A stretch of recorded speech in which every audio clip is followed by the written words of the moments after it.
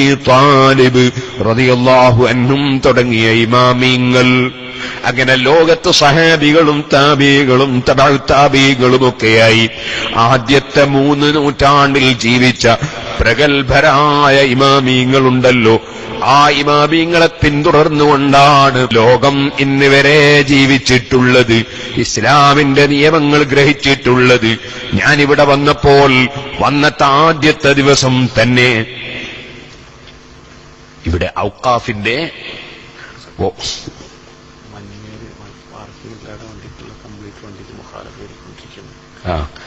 മഞ്ഞയിൽ park ചെയ്ത എല്ലാ വണ്ടിക്കും മുഖാലഫ എഴുതിക്കൊണ്ടിരിക്കുകയാണ്. നേരത്തെ പറഞ്ഞിരുന്നല്ലോ, അത് വേഗം പോയി മാറ്റിക്കൊടുത്താല് മുഖാലഫയിൽ നിന്ന് രക്ഷപ്പെടും. നമുക്ക് നിയമം പാലിച്ചുകൊണ്ട് മാത്രമേ എവിടെയും നമ്മൾ ജീവിക്കാൻ പാടുള്ളൂ. ഈ രാജ്യത്ത് പ്രത്യേകിച്ചും നമ്മൾ നിയമം പാലിച്ചുകൊണ്ട് മാത്രമേ ജീവിക്കാൻ. ഞാൻ പറയാൻ പോകുന്നത്, ഖുർആൻ ഓതിയിൽ പറയാൻ പോകുന്നത് എന്താണെന്ന് ചോദിച്ചാൽ, നമ്മൾ നിയമം പാലിക്കണമെന്നാ പറയാൻ പോകുന്നത്. ഞാൻ ആമുഖം പറഞ്ഞു വരുന്നേ ഉള്ളൂ. പറയാൻ പോകുന്ന വിഷയം തന്നെ അതാണ്. ഓ സുഹൃത്തുക്കളെ, ഞാൻ പറഞ്ഞു വന്നത്, നമ്മളെല്ലാവരും ഗ്രഹിക്കണം, മഹാന്മാരായ ഇമാമിങ്ങൾ, അവരെപ്പറ്റി ഖുർആൻ പറയുകയാണ്, വമാ യഖിലുഹാ ഇല്ലൽ ആലിമൂൻ, തികഞ്ഞ പണ്ഡിതന്മാർക്കല്ലാതെ പരിശുദ്ധ ഖുർആൻ പറയുന്ന മോഡലുകൾ മനസ്സിലാകൂല. ഖുർആൻ പറയുന്ന മോഡലുകൾ മനസ്സിലാകണമെങ്കിൽ തികഞ്ഞ പണ്ഡിതന്മാർക്കേ കഴിയൂ. ആ പണ്ഡിതന്മാരെ അവലംബിച്ചുകൊണ്ടാണ് ഈ അടുത്ത കാലം വരെ മുസ്ലിം ലോകം ജീവിച്ചു വന്നത്. അതുകൊണ്ട് തന്നെ ഞാൻ ഇവിടെ വന്നപ്പോൾ ആദ്യത്തെ ദിവസം ഔഖാഫിലേക്ക് ഇരുന്നു. അവിടെ പ്രതിനിധികൾ കൂട്ടിക്കൊണ്ടുപോയി, വന്ന എല്ലാ അതിഥികളെയും കൂട്ടിക്കൊണ്ടുപോയി ഔഖാഫിൽ നടക്കുന്ന പുരോഗമന പ്രവർത്തനങ്ങളും അവിടെ നടക്കുന്ന മറ്റ് വിഷയങ്ങളൊക്കെ ഞങ്ങളെ ബോധ്യപ്പെടുത്തി. കൂട്ടത്തിൽ നമ്മൾ കാണുന്നു കുറെ പണ്ഡിതന്മാരിങ്ങനെ ഇരിക്കുകയാണ്, ഉപകരണവും വെച്ചിരിക്കുകയാണ്. അവരോട് പല ഭാഗങ്ങളിൽ നിന്നും ഫത്വകൾ ചോദിക്കുകയാണ്. ആ പണ്ഡിതന്മാരൊക്കെ ഫത്വ കൊടുത്തുകൊണ്ടിരിക്കുകയാണ്. അവർ കിതാബുകൾ ഉദ്ധരിച്ച് ഫത്വ കൊടുക്കുകയാണ്. അപ്പോൾ ഞങ്ങൾക്ക് വിവരിച്ചു തന്നു, ഇവിടുത്തെ റഈസുൽ ഹൈഅത്തുൽ ആമ്മ ലിശ്ശുഊനിൽ ഇസ്ലാമിയ്യ വൽ ഔഖാഫ് الدكتور حمدان مسلم مكتوم المزروعي حفظه الله ورعاه, അദ്ദേഹം ഞങ്ങൾക്ക് വിവരിച്ചു തന്നു, ഇവിടെ മാലിക്കി മദ്ഹബാണ്. മാലിക്കി മദ്ഹബ് അനുസരിച്ചാണ് ഇവരെല്ലാവരും ഫത്വ കൊടുക്കുന്നത്. ഒരു പണ്ഡിതനെ ചൂണ്ടിക്കാണിച്ചിട്ട് ഞങ്ങളോട് പറഞ്ഞു, ഇദ്ദേഹം ഇദ്ദേഹത്തിന്റെ ഫത്വകൾ ഹനഫി മദ്ഹബ് അനുസരിച്ചാണ്. അദ്ദേഹത്തോട് ചോദ്യം ചോദിക്കുന്നതൊക്കെ ഉറുദുവിലാണ്. കാരണം അത് ഹനഫികൾക്ക് മസ്അല ചോദിക്കാനാണ് പണ്ഡിതനെ അവിടെ നിശ്ചയിച്ചിട്ടുള്ളത്. ഞാൻ പറഞ്ഞു വരുന്നത്, മഹാന്മാരായ ഇമാമിയങ്ങൾ, ആ ഇമാമിയങ്ങളെ അവലംബിച്ചുകൊണ്ടാണ് ലോകം മുഴുക്കെ പരിശുദ്ധ ഖുർആനിലെ നിയമങ്ങൾ മനസ്സിലാക്കുന്നത്. ആ ഇമാമിയങ്ങളെ അവലംബിച്ചുകൊണ്ട് മാത്രം നിയമങ്ങൾ ഗ്രഹിക്കുകയും അതനുസരിച്ച് പ്രവർത്തിക്കുകയും ചെയ്യുന്ന കാലത്ത് മുസ്ലിം സമുദായത്തിന്റെ പേരിൽ ഒരു നാട്ടിലും ഒരു തീവ്രവാദവും ആരോപിക്കപ്പെട്ടിട്ടില്ല, ഒരു ഭീകരവാദവും ആരോപിക്കപ്പെട്ടിട്ടില്ല. ഒരു സ്ഥലത്തും ഒരു മുസ്ലിം നാമധാരിയും ഭീകരവാദിയോ തീവ്രവാദിയോ ആയിട്ടില്ല. കാരണം ഇമാമിങ്ങൾ ശരിയായ വിധത്തിൽ ഖുർആൻ ഗ്രഹിക്കുകയും ആ ഖുർആൻ അവര് ലോകത്ത് വിവരിച്ചു കൊടുക്കുകയും ചെയ്തിട്ടുണ്ട്. ഒരിക്കലും തന്നെ വ്യക്തികൾക്ക് നിയമം കയ്യിലെടുക്കാനോ കമ്മിറ്റികൾ രൂപീകരിച്ച് നിയമം കയ്യിലെടുത്ത് സമാധാനപരമായ നിലയ്ക്ക് ജീവിക്കുന്ന രാഷ്ട്രങ്ങളിൽ കുഴപ്പങ്ങൾ സൃഷ്ടിക്കാനോ പരിശുദ്ധ ദീനുൽ ഇസ്ലാമിൽ ഒരു വകുപ്പില്ല. പരിശുദ്ധ ഖുർആൻ പറഞ്ഞത് തന്നെ, കദാലിക ജഅൽനാകും ഉമ്മതൻ വസതൻ ലിതകൂനൂ ശുഹദാഅ അലന്നാസ് വയകൂന അർ-റസൂലു അലൈക്കും ഷഹീദാ. നിങ്ങളെ മധ്യനിലവാരമുള്ള സമുദായമാക്കിയിരിക്കുന്നു, നിങ്ങളെ തീവ്രവാദികളോ ഭീകരവാദികളോ ആക്കിയിട്ടല്ല അല്ലാഹു തആല നിശ്ചയിച്ചത്. നിങ്ങളെ മധ്യനിലവാരമുള്ള സമുദായമാക്കിയിരിക്കുന്നു. പരിശുദ്ധ ഖുർആൻ മറ്റ് സമുദായങ്ങളോട് നമ്മൾ എങ്ങനെ പെരുമാറണം എന്നത് പഠിപ്പിച്ചുകൊണ്ട് ഖുർആനിൽ റബ്ബ് പറഞ്ഞില്ലേ, ലാ യൻഹാകുമുല്ലാഹു അനില്ലദീന ലം യുഖാതിലൂകും ഫിദ്ദീനി വലം യുഖ്രിജൂകും മിൻ ദിയാരികും അൻ തബറൂഹും വതുഖ്സിതൂ ഇലൈഹിം ഇന്നല്ലാഹ യുഹിബ്ബുൽ മുഖ്സിതീൻ. മറ്റ് സമുദായങ്ങളിലുള്ള കക്ഷികൾ നിങ്ങളെ വീട്ടിൽ നിന്നും നാട്ടിൽ നിന്നും അടിച്ചു പുറത്താക്കാതിരിക്കുമ്പോൾ, നിങ്ങളോട് അക്രമത്തിന് വരാതിരിക്കുമ്പോൾ, സൗഹാർദ്ദത്തിലും സഹകരണത്തിലും കരാറിലുമായി ജീവിക്കുമ്പോൾ നിങ്ങൾ അവർക്ക് നന്മ ചെയ്തു കൊടുക്കുക, നിങ്ങൾ അവരോടും നീതി പുലർത്തുക.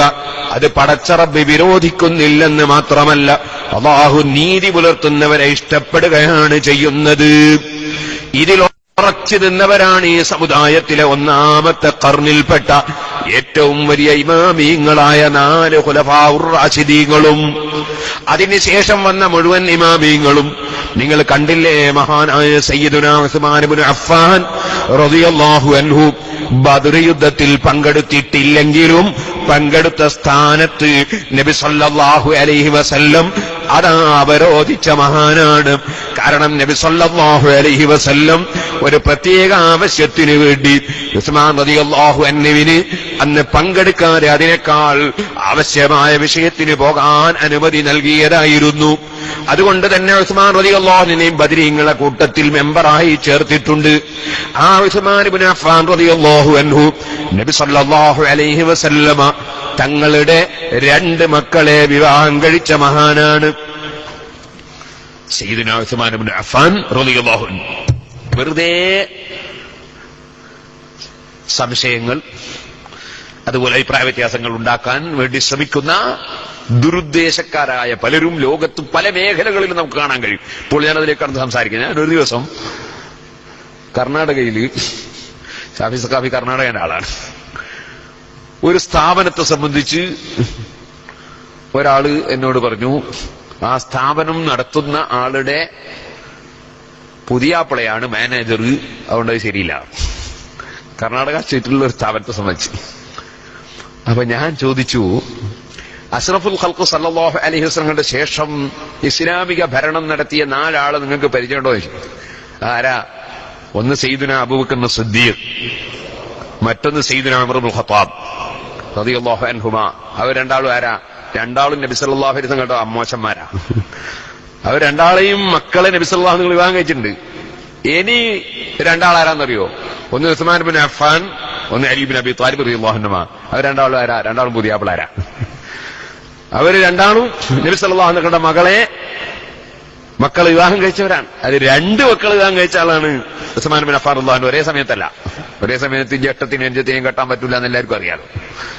ഞാൻ പറഞ്ഞു വന്നത്, അപ്പൊ ആ ഉസ്മാൻ റളിയല്ലാഹു അൻഹു എന്തിന്റെ പേരിലായിരുന്നു തലവെട്ടി കൊല ചെയ്യപ്പെട്ടു പോയത്? തീവ്രവാദികൾക്ക് അനുകൂലമായി നിന്നു കൊടുക്കാത്തതുകൊണ്ടാണ്. ഞാൻ എന്റെ ഇസ്ലാം ജിഹാദ് ഭീകരത എന്ന പ്രസംഗം ചെന്നൈയിൽ വെച്ച് നടത്തിയപ്പോ ഞാനതിൽ വിശദമായി ആ സംഭവം പറഞ്ഞിട്ടുണ്ട്. തൃശൂർ ജില്ലയിൽ ഒരു സ്ഥലത്ത് ഒരു കുറേ മഹല്ലുകൾ ചേർന്നുള്ള ഒരു പരിപാടി, സംയുക്ത മഹലിന്റെ പരിപാടി, അവിടെ വെച്ച് ഞാൻ ആ CD പ്രകാശനം ചെയ്യാനൊന്ന് സ്റ്റേജ് മേലുണ്ടായിരുന്ന സർക്കിൾ ഇൻസ്പെക്ടറെ വിളിച്ച് ഞാൻ അയാളെ കൊണ്ട് പ്രകാശനം ചെയ്യിച്ചു. അദ്ദേഹം അതുകൊണ്ട് പോയി കേട്ടു നോക്കിയതിനു ശേഷം ആ CD കോപ്പി എടുത്തിട്ട് അദ്ദേഹം പോലീസ് സ്റ്റേഷനിൽ എല്ലാ പോലീസുകാർക്കും ഫ്രീ ആയിട്ട് വിതരണം ചെയ്തു. ഇസ്ലാം ജിഹാദ് ഭീകരത എന്നാണ് അതിന്റെ പേര്. ഞാൻ അതിൽ വിശദമായി പറഞ്ഞിട്ടുണ്ട്. സയ്യിദുനാ ഉസ്മാൻ ഇബ്നു അഫ്ഫാൻ റളിയല്ലാഹു അൻഹുവിന്റെ പേരിൽ ആരോപണം ഉന്നയിക്കാൻ വേണ്ടി നിമിത്തമാകുന്ന ഒരു കത്ത് ഉസ്മാൻ റളിയല്ലാഹു അൻഹുവിന്റെ ലെറ്റർ ഹെഡ് കട്ടെടുത്ത് അതിലൊരു കത്തെഴുതിയിട്ട് ഉസ്മാൻ റളിയല്ലാഹു അൻഹുവിന്റെ വാഹനത്തിൽ ഉസ്മാൻ റളിയല്ലാഹു അൻഹുവിന്റെ അടിമയുടെ അടുക്കൽ ഒരാൾ കൊടുത്തയച്ചു. സ്വാഭാവികമായും ആ കത്ത് ഉസ്മാൻ റളിയല്ലാഹു അൻഹുവിന്റേതാണെന്ന് ചിലർ തെറ്റിദ്ധരിച്ചു. വാസ്തവത്തിൽ ആരെയും തെറ്റിദ്ധരിക്കരുത് എന്നതാണ് ഖുർആൻ. യാ അയ്യുഹല്ലദീന ആമനൂ ഇജ്തനിബൂ കസീറൻ മിനൽ-ളന്നി ഇന്ന ബഅദൽ-ളന്നി ഇസ്മുൻ വലാ തജസ്സസൂ വലാ യഗ്തബ് ബഅദുകും ബഅദാ. ഓ മുഅ്മിനീങ്ങളെ, നിങ്ങൾ ധാരണകളൊക്കെ കൈയൊഴിക്കണം. ആരെ സംബന്ധിച്ചും തെറ്റായ ധാരണകൾ വെച്ചു പുലർത്തരുത്. ധാരണകൾ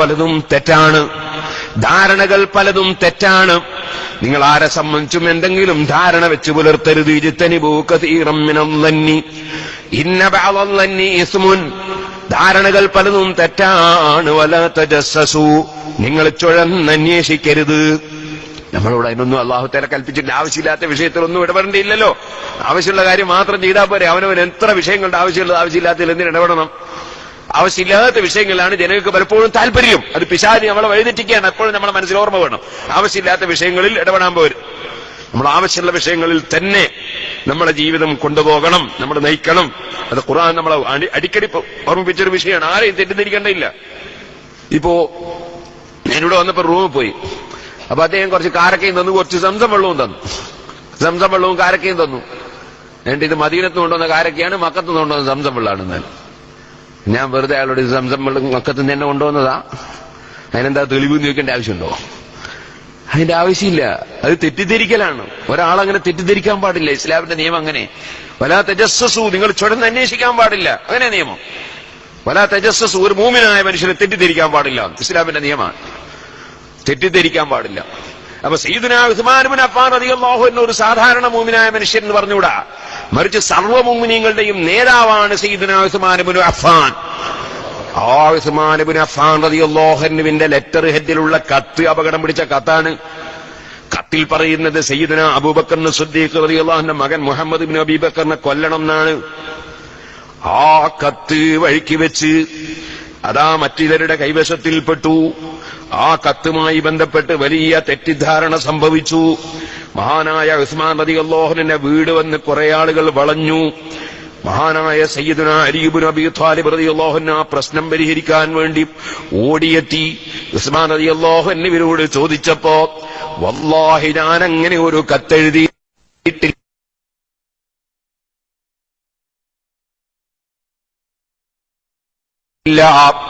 അങ്ങനെ ഒരു ത്വാലിബ് റളിയല്ലാഹു അൻഹു ചെറിയൊരു ഉപദേശം നൽകി ജനങ്ങളോട്, ഓ ജനങ്ങളെ, നിങ്ങൾ സൗമ്യരായി അച്ചടക്കത്തോടെ പിരിഞ്ഞു പോകണം.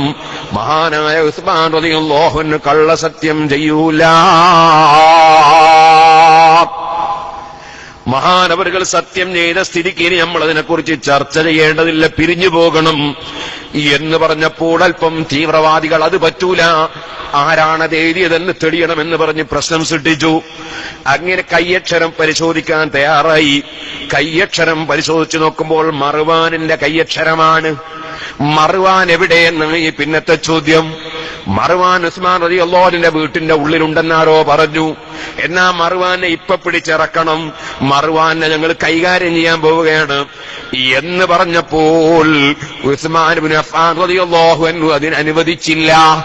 കാരണം വ്യക്തികൾക്കും അതുപോലെ ഏതെങ്കിലും കക്ഷികൾ കമ്മിറ്റി ഉണ്ടാക്കി കമ്മിറ്റികൾക്കും നിയമം കൈയാളാൻ അനുവദിച്ചു കൊടുത്താൽ ഒരു രാഷ്ട്രത്തിലും സമാധാനമുണ്ടാക്കാൻ കഴിയില്ല. സമാധാനം എന്ന് പറയുന്ന ഏറ്റവും പ്രധാനപ്പെട്ട ഒരു കാര്യമാണ്. അമ്നി എന്ന് പറയുന്നത് ഏറ്റവും പ്രധാനപ്പെട്ട ഒരു കാര്യമാണ്. രാഷ്ട്രത്തിന് സുരക്ഷിതത്വം വേണം. രാഷ്ട്രത്തിൽ ജീവിക്കുന്ന ഏത് പൗരന്മാർക്കും സമാധാനം വേണം. അത് മുസ്ലിമാകട്ടെ അമുസ്ലിമീങ്ങളാകട്ടെ. ഇസ്ലാമിക രാഷ്ട്രത്തിൽ എത്ര അമുസ്ലിമീങ്ങൾ ജീവിക്കുന്നുണ്ട്? ഇവിടെയെല്ലാം എത്ര അമുസ്ലിമീങ്ങൾ ജീവിക്കുന്നുണ്ട്? എത്ര അമുസ്ലിമീങ്ങൾ കച്ചവടം ചെയ്യുന്നുണ്ട്? ഇസ്ലാമിക രാഷ്ട്രമെന്ന് പറയുന്നത് ആരോടും വർഗീയത കാണിക്കുന്നതല്ല. ഇസ്ലാമിക ഭരണവും വർഗീയത കാണിക്കുന്നതല്ല.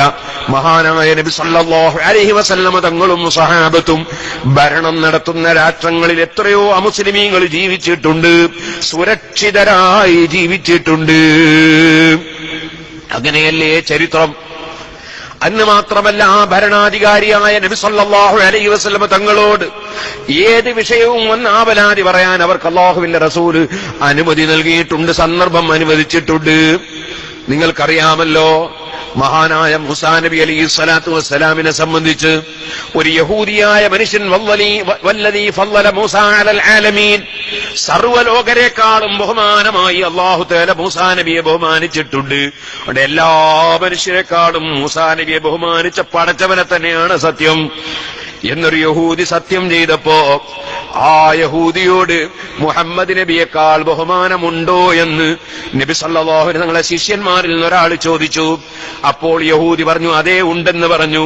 അത് അദ്ദേഹത്തിന് സഹിച്ചില്ല. സ്വന്തം ഏറ്റവും ലോകത്തുള്ള ഒരു അസത്യമാണ് ആ യഹൂദി പറയുന്നത്. മൂസാ നബിക്ക് ബഹുമാനമുണ്ടെന്നത് ശരിയാണ്, പക്ഷേ മുഹമ്മദ് നബി സല്ലല്ലാഹു അലൈഹി വസല്ലം തങ്ങളെക്കാൾ ഇല്ല എന്നതും ശരിയാണ്. പക്ഷേ ആ മൂസാ നബിയെ റസൂൽ സല്ലല്ലാഹു അലൈഹി വസല്ലം തങ്ങളെക്കാൾ ആദരിച്ച് ബഹുമാനിച്ചത് കണ്ടപ്പോ അത് ഇഷ്ടപ്പെടാത്ത നബി തങ്ങളെ നിന്ദിച്ചു എന്ന നിലക്ക് ആ യഹൂദിയുടെ മുഖത്തൊരടി കൊടുത്തു ഈ സഹാബി. ആ യഹൂദി നേരെ ഓടിച്ചെന്നത് നബി സല്ലല്ലാഹു അലൈഹി വസല്ലം തങ്ങളെ സമീപത്താണ്. നിങ്ങളുടെ അനുയായികളിൽപ്പെട്ട ഒരാൾ എന്നെ അടിച്ചു കളഞ്ഞു എന്ന് കംപ്ലൈന്റ് പറഞ്ഞു നബി സല്ലല്ലാഹു അലൈഹി വസല്ലം തങ്ങളോടാണ്. അവിടെ ഒരിക്കലും പക്ഷപാതിത്വം കാണിക്കും ഈ നേതാവെന്ന് ഒരിക്കലും യഹൂദിക്ക് തോന്നിയിട്ടില്ല. അവിടുന്ന് റസൂൽ സല്ലല്ലാഹു അലൈഹി വസല്ലം തങ്ങൾ അദ്ദേഹത്തെ അടിച്ചത് നന്നായി എന്ന് ശിഷ്യനോട് സഹാബിയോട് നന്നായി എന്ന് പറഞ്ഞിട്ടുമില്ല. വിളിച്ച് വിചാരണ ചെയ്യുകയാണ്, നിങ്ങൾ എന്തിനടിച്ചു എന്ന് വിചാരണ ചെയ്യുകയാണ്. വിചാരണ ചെയ്തപ്പോൾ അടിച്ചതിന്റെ കാരണം പറഞ്ഞു. അപ്പോൾ മൂസാ നബി അലൈഹിസ്സലാമിന്റെ ബഹുമാനം പറഞ്ഞുകൊണ്ട് അല്ലാഹുവിന്റെ റസൂൽ സല്ലല്ലാഹു അലൈഹി വസല്ലം നിങ്ങൾ പറഞ്ഞു, ലാ തുഫദ്ദിലൂനി അലാ മൂസാ, മൂസാ നബിയേക്കാൾ നിങ്ങൾ എന്നെ ബഹുമാനിക്കണ്ട, മൂസാ നബിയേക്കാൾ നിങ്ങൾ എന്നെ ബഹുമാനിക്കണ്ട എന്നാ പറഞ്ഞ്. മൂസാ നബിയേക്കാൾ എനിക്ക് ബഹുമാനം ഇല്ല എന്ന് പറഞ്ഞിട്ടില്ല, കാരണം ഉണ്ട് എന്നുള്ള കാര്യം ഉറപ്പാണ്. മൂസാ നബിയേക്കാൾ എനിക്ക് ബഹുമാനമുണ്ടെന്ന് ഞാൻ പഠിപ്പിച്ചിട്ടില്ല എന്നും പറഞ്ഞിട്ടില്ല, കാരണം അവിടുന്ന് പഠിപ്പിച്ചിട്ടുണ്ട്. പക്ഷേ നിങ്ങൾ എന്നെ ബഹുമാനിക്കണ്ട എന്നാണ് നബി തങ്ങൾ പറഞ്ഞ വാക്ക്. ആ വാക്കിന്റെ അർത്ഥം എന്താണ്? നിങ്ങളെ ബഹുമാനം അങ്ങാടിന്ന് തല്ലുണ്ടാക്കുന്ന ബഹുമാനമാണ്. അങ്ങനെ അങ്ങാടിന്ന് തല്ലുണ്ടാക്കുന്ന ബഹുമാനം വേണ്ട എന്നാണ് നബി സല്ലല്ലാഹു അലൈഹി വസല്ലം തങ്ങൾ അവിടെ പറഞ്ഞ പ്രയോഗത്തിന്റെ അർത്ഥം. അതാണ്, നിങ്ങൾ എന്നെ ബഹുമാനിക്കേണ്ട, അല്ലാഹ് എന്നെ ബഹുമാനിച്ചിട്ടുണ്ട്, ആ ബഹുമാനം ഞാൻ നിങ്ങൾക്ക് പഠിപ്പിച്ചിട്ടുണ്ട്, അത് നിങ്ങൾ വിശ്വസിക്കുന്നുണ്ട്.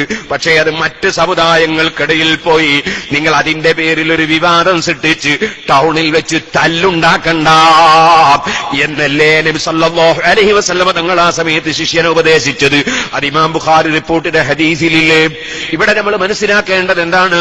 എന്നിട്ട് നബി സല്ലല്ലാഹു അലൈഹി വസല്ലം തങ്ങൾ പറഞ്ഞു, ഖിയാമത്ത് നാളിൽ മുഴുവൻ ആളുകളും ബോധം കെട്ട് വീഴുന്ന ഒരു സമയമുണ്ട്. ആദ്യമായി ബോധം തെളിയുന്ന ആൾ ഞാനായിരിക്കും. പക്ഷെ അപ്പോൾ മൂസാ നബി അലൈഹിസ്സലാം അർശിന്റെ സമീപത്ത് നിൽക്കുന്നതാണ് ഞാൻ കാണുന്നത്. മൂസാ നബി അലൈഹിസ്സലാമിനെ ബോധക്കേടിൽ അല്ലാഹു തആല മാറ്റിവെച്ചതോ അതല്ലെങ്കിൽ എന്നെക്കാൾ മുന്നേ എഴുന്നേറ്റതോ,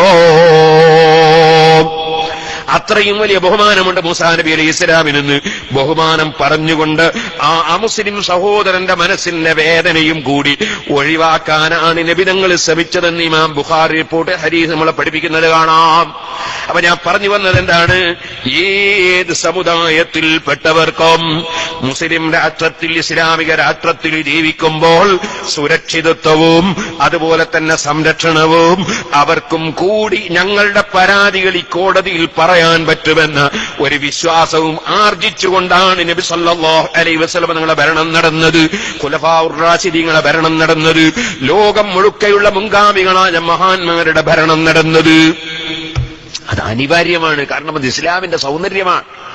ആ സൗന്ദര്യം അവിടെയാണ് നമ്മൾ കാണുന്നത്. ഉസ്മാൻ ഇബ്നു അഫ്ഫാൻ റളിയല്ലാഹു അൻഹുവിനോട് ഈ തീവ്രവാദികൾ വന്നിട്ട് മർവാനെ ഇറക്കിത്തരണം, ഞങ്ങൾ അവനൊന്ന് കൈകാര്യം ചെയ്യട്ടെ എന്ന് പറയുമ്പോ ഉസ്മാൻ റളിയല്ലാഹുവിന്റെ മറുപടി, ഇല്ല, അങ്ങനെ നിങ്ങൾക്ക് വിട്ടുതരൂല, കോടതിയിൽ നിങ്ങൾക്ക് കേസ് ഫയൽ ചെയ്യാം, കോടതി അതിനെ സംബന്ധിച്ച് വിചാരണ ചെയ്യണം, കോടതി മർവാനെ ശിക്ഷിക്കണം, ശിക്ഷക്കർഹനാണെങ്കിൽ ശിക്ഷിക്കണം, അതല്ലാതെ നിങ്ങൾക്ക് വിട്ടുതരൂല.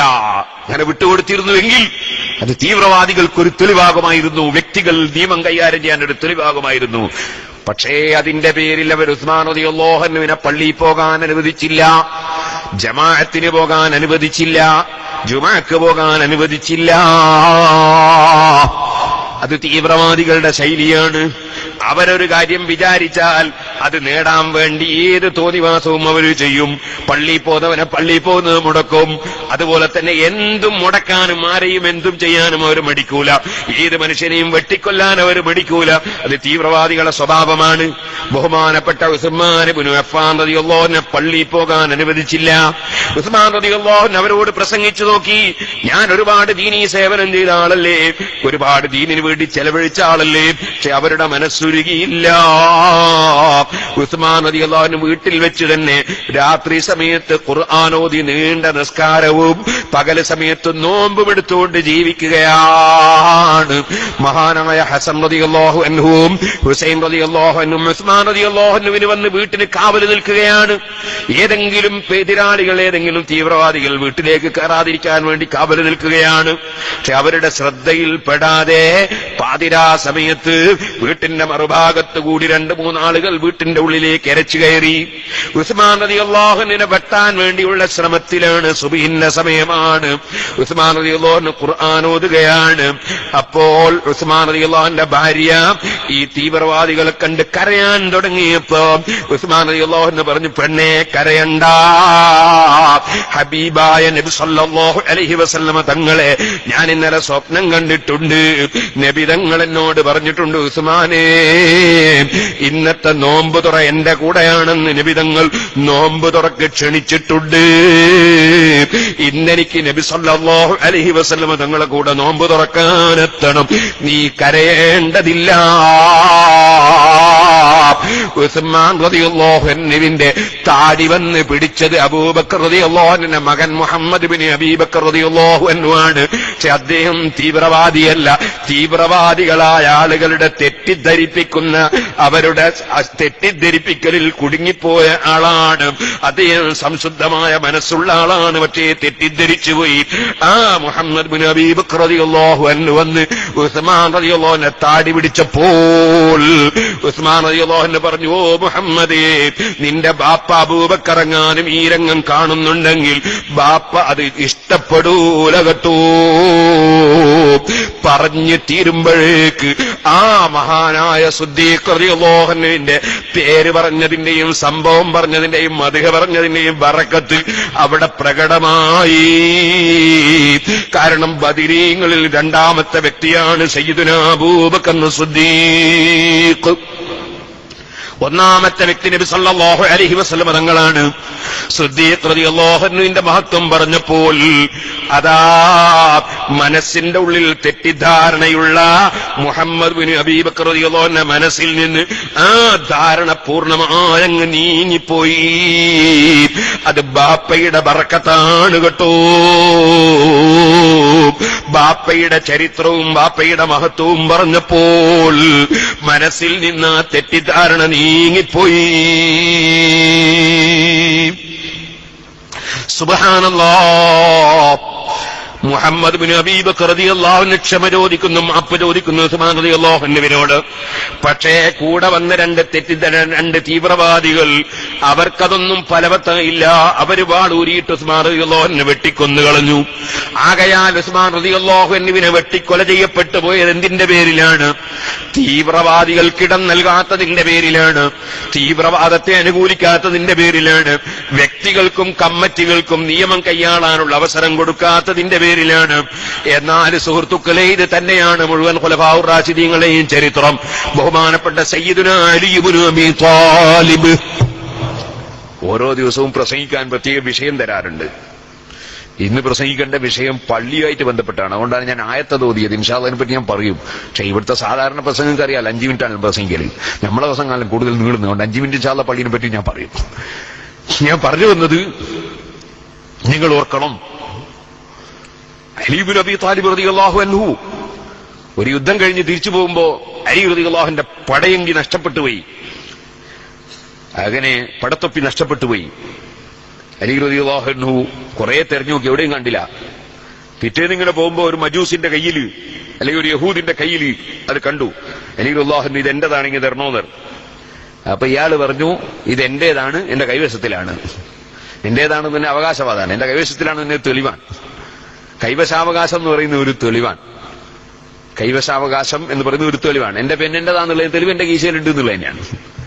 അവിടെ എന്നെ കീശയിൽ പെണ്ണുള്ളവരൊക്കെ പൂരിപ്പിക്കാൻ വേണ്ടി അവരവർ പൂരിപ്പിച്ചിട്ട് പെണ്ണൊന്ന് കൊടുത്തേക്കണം. കൊടുത്താൽ പിന്നെ അവരത് കീശയിലിടരുത്, തിരിച്ചങ്ങ് കൊടുത്തേക്കണം. നമ്മൾ സ്ലിപ്പ് പൂരിപ്പിച്ചു കൊടുക്കാൻ പറഞ്ഞല്ലോ. കാരണം അവർ തന്നെ കീശയിലാവുമ്പോ അത് അവന്റെ ആണെന്നുള്ളത് തെളിവാണെന്നല്ലേ പറഞ്ഞത്. പക്ഷെ തെളിവാണ് തന്നെ കോടതി സ്വീകരിക്കുന്ന തെളിവാണെന്ന്, അല്ലാതെ അള്ളാഹുവിന്റെ അടുക്കൽ അത് അങ്ങനെ ആയിക്കൊള്ളണമെന്നില്ല. അത് അതിന്റെ അവകാശം അനുസരിച്ചേ വരുള്ളൂ. നമ്മളെ ചില ആളുകൾ ഇവിടെ യുഎയിലുണ്ടോ എന്ന് എനിക്കറിയില്ല, ഉണ്ടായിക്കൂടാന്നില്ല. ചില ആളുകള് എല്ലാവരും നല്ല ക്ഷീണത്തിലാന്ന് എനിക്ക് തോന്നുന്നു. നോമ്പെടുത്ത മാതിരി ഉണ്ട് എല്ലാരെയും കണ്ടു നോക്കുമ്പോ. എല്ലാവരും ഒന്ന് എഴുന്നേറ്റ് നിന്നിട്ടൊന്ന് അവിടെ ഇരുന്നാലേ ക്ഷീണത്തിന് കുറെ വ്യത്യാസം ഉണ്ടാവും. ഊരവേദനക്കും നല്ല ഒന്ന് റാഹത്താം. കുറെ സമയമല്ലോ തുടങ്ങിയിട്ട്. ഞാൻ കൂടുതൽ സംസാരിക്കുന്നില്ല. ഞാൻ പറഞ്ഞു വന്നത്, ചില ആളുകള് വിദേശ രാജ്യത്ത് അധ്വാനിച്ച് വരും. വന്നതിന് ശേഷം അവർ അധ്വാനിച്ച് കുറച്ച് പൈസയൊക്കെ ഉണ്ടാക്കിയിട്ട് ഒരു കട തുടങ്ങും. കട തുടങ്ങിയതിന് ശേഷം അയാൾക്ക് കുറച്ചൊക്കെ റാഹത്തായാല് കുടുംബത്തിൽ നിന്ന് ആരെങ്കിലും കൊണ്ടുവരണമെന്ന് വിചാരിക്കും. നല്ലതാണ്, കുടുംബത്തിൽ തന്നെ കൊണ്ടുവരണ്ടേ. പിന്നെ അയൽവാസികളെ കൊണ്ടുവരണമെന്ന് വിചാരിക്കും. അങ്ങനെ ഞാൻ വിചാരിക്കട്ടെ. ചിലര് പറയും ഞാൻ പലർക്കും വിസ കൊടുത്തിട്ടില്ല, കുടുംബത്തിലാർക്കും കൊടുത്തിട്ടില്ല. അത് നല്ല പരിപാടിയൊന്നല്ല. കുടുംബത്തിലുള്ളവർക്ക് തന്നെയാണ് കൊടുക്കുക. കുടുംബത്തിനെ നമ്മൾ നോക്കണം. ആദ്യ ഖുർആൻ അല്ലാഹു പറഞ്ഞതിന്റെ കുടുംബത്തിന് അവകാശം കൊടുക്കണം. കുടുംബത്തെയാണ് ഏറ്റവും കൂടുതൽ പരിഗണിക്കേണ്ടത്. അയൽവാസികളെ പരിഗണിക്കണം. അത് ആവശ്യമാണ്. അങ്ങനെ കുടുംബത്തിന് ഒരാളെ കൊണ്ടുവന്ന് എന്നോട് തന്നെ പലരും ദ്വാരക്കാൻ വേണ്ടി പറഞ്ഞ ചില സംഭവത്തിൽ നിന്ന് മനസ്സിലാക്കി ഞാൻ പറയാം. അങ്ങനെ കുടുംബത്തിന് ഒരാളെ കൊണ്ടുവന്നു, അല്ലെങ്കിൽ നാട്ടിൽ നിന്ന് ഒരാളെ കൊണ്ടുവന്നു. അയാൾ വന്ന് കുറെ ദിവസം ഭാഷയൊക്കെ പഠിപ്പിക്കാൻ കുറെ അധ്വാനിച്ച് ഭാഷയൊക്കെ പഠിപ്പിച്ച് അങ്ങനെ എല്ലാം ക്ലിയറായി. അപ്പൊ ഇനിയൊന്നും എനിക്ക് നാട്ടിൽ പോകാനൊരു സന്തോഷമായി. നാട്ടിൽ പോകാലോ ഇയാളെ നിർത്തിയിട്ട്. അങ്ങനെ ഇയാൾക്ക് എന്തെങ്കിലും ആവശ്യം വരുമ്പോൾ കഫീലുമായിട്ട് ബന്ധപ്പെടാം. കഫീലിന്റെ ഫോൺ നമ്പറും കൊടുത്ത് കഫീലിനെ പരിചയപ്പെടുത്തിയും കൊടുത്തു. ഒക്കെ ക്ലിയറാക്കി നാട്ടിൽ പോയി. 6 മാസം കഴിഞ്ഞ് തിരിച്ചു വന്നപ്പോൾ പീടിയില്ല. പീടി പരിചയപ്പെടുത്തുമ്പോൾ കൈവശപ്പെടുത്തിയിരിക്കുന്നു. കഫീലിനെ അയാൾ വീശയിലാക്കിയിരിക്കുന്നു. ഇങ്ങനെ എത്ര മനുഷ്യന്മാരുണ്ട്. അമിനൽ ഹലാലി അമിനൽ ഹറാം, ഹറാമിലൂടെയാണോ ഞാൻ സമ്പാദിക്കുന്നത്, ഹലാലിലൂടെയാണോ എന്നതിനെ കുറിച്ച് ഒരു ചിന്തയുമില്ലാത്ത മനുഷ്യർ. ഈ താഴ്ന്ന ദുനിയാവിന് വേണ്ടി ഇതൊരു ശവമാണെന്ന് മനസ്സിലാക്കാതെ അവനവന്റെ ആഖിറം നഷ്ടപ്പെടുത്തുന്നവർ അല്ലാഹു കാക്കട്ടെ. സഹോദരന്മാരെ, കൈവശത്തിലുണ്ട് എന്നത് തെളിവാണെന്ന് പറഞ്ഞാൽ അതിനർത്ഥം കൈവശത്തിലുള്ളത് കൊണ്ട് അതൊരു വസ്തു അദ്ദേഹത്തിൻ്റെതാകുമെന്നല്ല. ഒരു കോടതിയുടെ മുമ്പിൽ അതൊരു തെളിവാണ്. കൈവശാവകാശം ഒരു തെളിവാണ്, കോടതിയുടെ മുമ്പിൽ ഒരു തെളിവാണ്. അപ്പൊ ഈ യഹൂദി പറയുന്നത്, അല്ലെ മജൂസി പറയുന്നത്, ഈ പടത്തൊപ്പി എന്റേതാണ്, എന്റെ കൈവശത്തിലാണ്.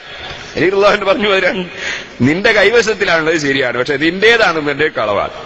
കാരണം ഞാനിത് നിനക്ക് ഫ്രീ ആയിട്ട് തന്നിട്ടില്ല, ഞാനിത് നിനക്ക് വിറ്റിട്ടില്ല. പിന്നെ എങ്ങനെ നിന്റേതാകുക? എന്റെ സാധനം ഇതെന്റേതാണ്.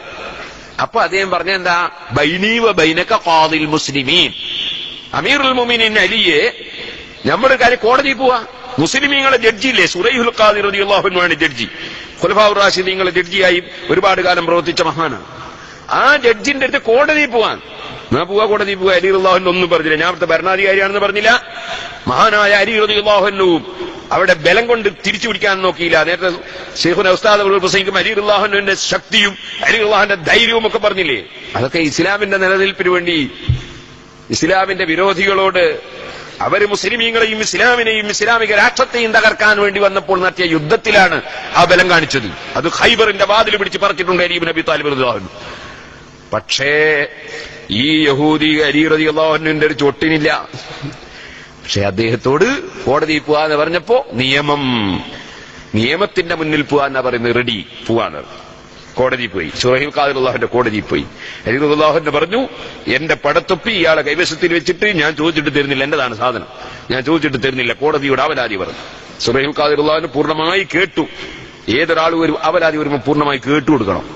അതായത് ഒരാളോട് അവലാതി പറയുമ്പോൾ അന്നേരം പിന്നെ ഫോൺ ചെയ്തുകൊണ്ട് കേട്ടാൻ പറ്റൂല, ഒന്നും മനസ്സിൽ പതിഞ്ഞിട്ടുണ്ടാവില്ല. ഈ മനസ്സിൽ നിർന്ന ഒരു പാത്രമാണ്, ആ പാത്രത്തിൽ പതിയണം. എല്ലാം അങ്ങനെ തന്നെ, വേദ വെക്കുമ്പോ അങ്ങനെ തന്നെ, എന്തും പതിയണം, മനസ്സിൽ പതിയണം. ഞാൻ കഴിഞ്ഞ പ്രാവശ്യം ഹജ്ജിന് പോയപ്പോ സുബ്ഹാനല്ലാഹ് ഒരാള് എന്നോട് പറഞ്ഞു, കുറച്ച് സംശയം ചോദിക്കാണ്ട്. ഞാൻ പറഞ്ഞു, സംശയം ചോദിച്ചാളാ. സംശയം ചോദിക്കുന്നതിന് എന്താ, നമുക്ക് അറിയാമെങ്കിൽ അറിയൂന്ന് അറിയും, ചോദിച്ചോളൂ. അപ്പൊ ഇയാളോട് ഞാൻ പറഞ്ഞു, സംശയം ചോദിക്കുന്നതിന് കുഴപ്പമില്ല, പക്ഷെ ഒരു കാര്യമുണ്ട്, പാത്രം തുറന്നു പിടിക്കണം. പാത്രം തുറന്നു പിടിക്കാതെ മരുന്ന് വെച്ച് തരാൻ കഴിയില്ല. ഒരാൾ കണ്ണിങ്ങനെ പൂട്ടി വെച്ചിട്ട് കണ്ണിൽ മരുന്ന് ഇട്ടിച്ചു കൊടുക്കണം, സാധിക്കുമോ? അതുപോലെ പാത്രം തുറന്നു പിടിക്കണം, മനസ്സ് തുറന്നു പിടിക്കണം. അൽഹംദുലില്ലാ, രാത്രി 10 മണി മുതൽ 2 മണി വരെ ആൾ സംശയം ചോദിച്ച ആ സമയത്തൊക്കെ മറുപടി പറഞ്ഞു കൊടുത്തു. അൽഹംദുലില്ലാ, പിറ്റേ ദിവസം 10 മണിക്ക് വിളിച്ചിട്ടുണ്ടോ എന്റെ എല്ലാ സംശയവും തീർന്നിട്ട് ഉസ്താദ് പൊരുത്തപ്പെടണോടാൻ. ഞാൻ പറഞ്ഞു വന്നത്, മനസ്സ് തുറന്നു പിടിക്കണ്ടേ. അലി റളിയല്ലാഹു അൻഹു പറയുന്ന പൂർണ്ണമായി ഖാദി കേട്ടു. കേട്ടതിന് ശേഷം അലി റളിയല്ലാഹു അൻഹുവിന്റെ അവസരം കഴിഞ്ഞു. പ്രതിഭാഗത്തുള്ള ആളെ വിളിച്ചു, യഹൂദിനെ വിളിച്ചു. ഈ വന്നതാരാ? ഭരണാധികാരിയായ അലി ഇബ്നു അബീ താലിബ് റളിയല്ലാഹു അൻഹു ആണ്. ഇസ്ലാമിന്റെ നീതിയാണ് നമ്മൾ നോക്കേണ്ടത്. ആ അലി റളിയല്ലാഹു അൻഹുവിന്റെ പരാതി കേട്ടിട്ട് ഉടനെ തന്നെ തീരുമാനം പറഞ്ഞില്ല.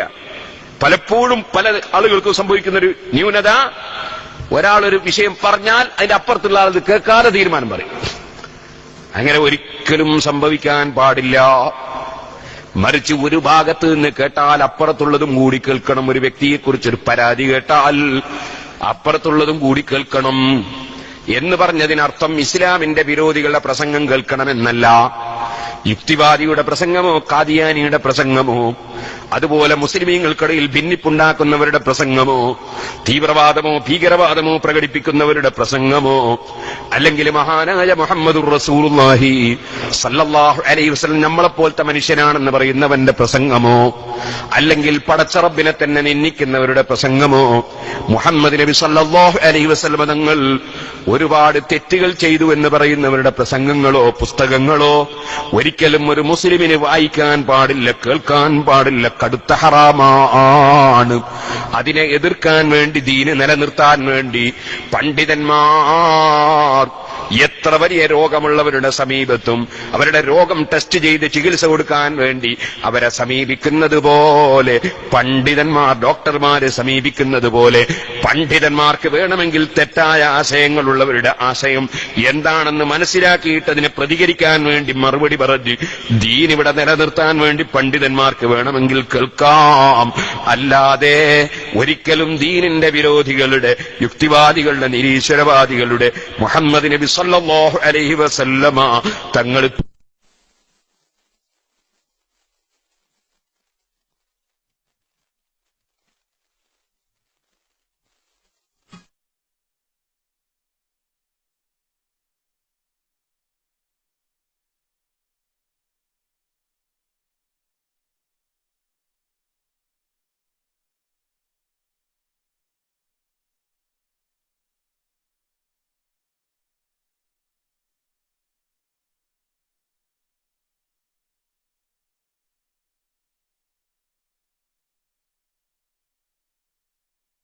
രോഗം ടെസ്റ്റ് ചെയ്ത് ചികിത്സ കൊടുക്കാൻ വേണ്ടി അവരെ സമീപിക്കുന്നത് പോലെ പണ്ഡിതന്മാർ ഡോക്ടർമാരെ സമീപിക്കുന്നത് പോലെ പണ്ഡിതന്മാർക്ക് വേണമെങ്കിൽ തെറ്റായ ആശയങ്ങളുള്ളവരുടെ ആശയം എന്താണെന്ന് മനസ്സിലാക്കിയിട്ട് അതിനെ പ്രതികരിക്കാൻ വേണ്ടി മറുപടി പറഞ്ഞ് ദീൻ ഇവിടെ നിലനിർത്താൻ വേണ്ടി പണ്ഡിതന്മാർക്ക് വേണമെങ്കിൽ കേൾക്കാം. അല്ലാതെ ഒരിക്കലും ദീനിന്റെ വിരോധികളുടെ, യുക്തിവാദികളുടെ, നിരീശ്വരവാദികളുടെ മുഹമ്മദ് നബി സല്ലല്ലാഹു അലൈഹി വസല്ലമ തങ്ങൾ തെറ്റ് ചെയ്തു എന്ന് പറയുന്നവരുടെ, മുഹമ്മദ് നബിക്ക് സല്ലല്ലാഹു അലൈഹി നിങ്ങൾക്ക് പിഴവ് പറ്റിയെന്ന് പറയുന്നവരുടെ, മുഹമ്മദ് നബി അള്ളാഹു ആക്ഷേപിച്ചു എന്ന് പറയുന്നവരുടെ, അങ്ങനെ തുടങ്ങി റസൂൽ സല്ലല്ലാഹു അലൈഹി വസല്ലം തങ്ങളെ നിന്ദിക്കുന്നവരുടെ പ്രസംഗങ്ങൾ കേൾക്കാൻ പാടില്ല, പുസ്തകം വായിക്കാൻ പാടില്ല. അത് ഇസ്ലാമിന്റെ നിയമമാണ്. അതേ സമയത്ത് ഒരു വ്യക്തിയെക്കുറിച്ച് ഒരാൾ വ്യക്തിപരമായി വല്ലതും പറഞ്ഞാൽ അതിന്റെ വസ്തുത എന്താണെന്ന് ആ വ്യക്തിയിൽ നിന്ന് ചോദിച്ചറിയാതെ തീരുമാനം പറയാനോ അയാളെപ്പറ്റി വല്ലതും ധരിക്കാനോ പാടില്ല. ഇത് ഇസ്ലാമിന്റെ നിയമമാണ്. മഹാനായ അലി ഇബ്നു അബീ ത്വാലിബ് റളിയല്ലാഹു അൻഹു എത്ര വലിയ മഹാനാണ്, സത്യസന്ധനാണ്. നബി സല്ലല്ലാഹു അലൈഹി വസല്ലം സ്വർഗത്തിലാണെന്ന് പ്രഖ്യാപിച്ച ആളാണ്. പക്ഷേ കോടതിയുടെ ഉത്തരവാദിത്വം അപ്പുറത്തുള്ള ആൾ പറയുന്നതും കൂടി കേൾക്കണം. ഇസ്ലാമിന്റെ പൂർണ്ണമായ നീതി ഖുർആൻ പറഞ്ഞതല്ലേ, ലാ യൻഹാകുമുല്ലാഹു അനിൽ ലദീന ലം യുഖാതിലൂകും ഫിദ്ദീനി വലം യുഖ്രിജൂകും മിൻ ദിയാരികും അൻ തബറൂഹും വതുഖ്സിതൂ ഇലൈഹിം ഇന്നല്ലാഹ യുഹിബ്ബുൽ മുഖ്സിതീൻ. നീതി പുലർത്തുന്ന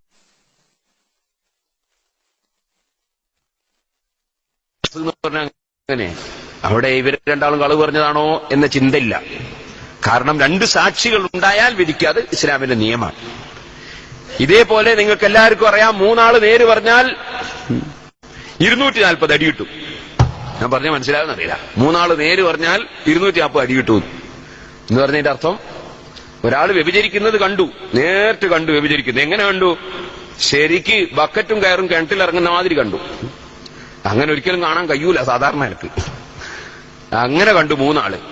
ഈ മൂന്നാളും വന്നിട്ട് ഇന്ന ഒരാൾ ഇന്ന ഒരുത്തനെ വ്യഭിചരിച്ചു എന്ന് പറഞ്ഞാൽ പറഞ്ഞ മൂന്നാക്കും 80 വീതം അടിയാണ് ഇസ്ലാമിൽ. ഇവനോട് ഇത് പറയാൻ പറഞ്ഞോ? ഓരോരുത്തൻ ചെയ്യുന്നതെല്ലാം നോക്കിയിട്ട് ഇങ്ങനെ റിപ്പോർട്ടാക്കാൻ പറഞ്ഞു ഇവനോട്.